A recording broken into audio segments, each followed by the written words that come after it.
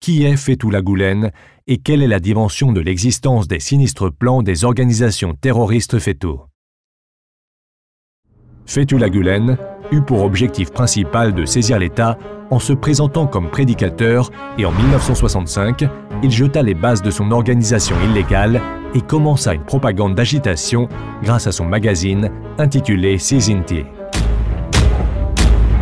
Dans les années suivantes, en établissant d'étroites relations avec le pouvoir politique, en particulier avec les forces armées turques et les institutions publiques comme la police, la justice et l'éducation, il s'infiltra dans l'ensemble des institutions et il plaça son personnel à des postes à responsabilité.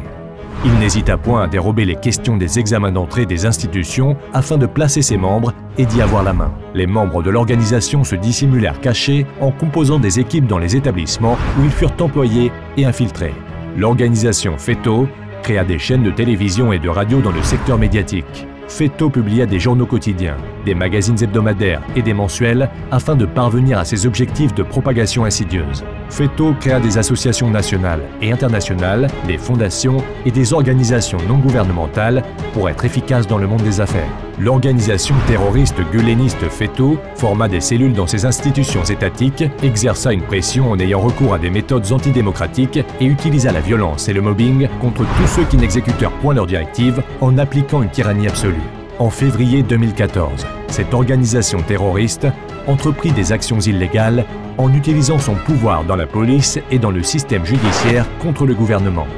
Fethullah Gülen et ses sympathisants furent déclarés organisation terroriste par décision du Conseil de sécurité nationale.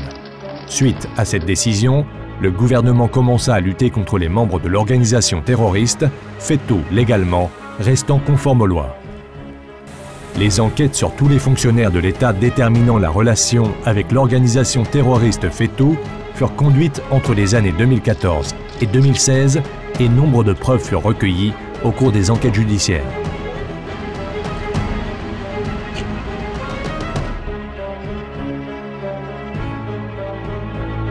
Les membres de l'organisation terroriste FETO, groupuscule de putschistes, traîtres infiltrés au sein des forces armées turques, réalisèrent leur dernière attaque le 15 juillet 2016.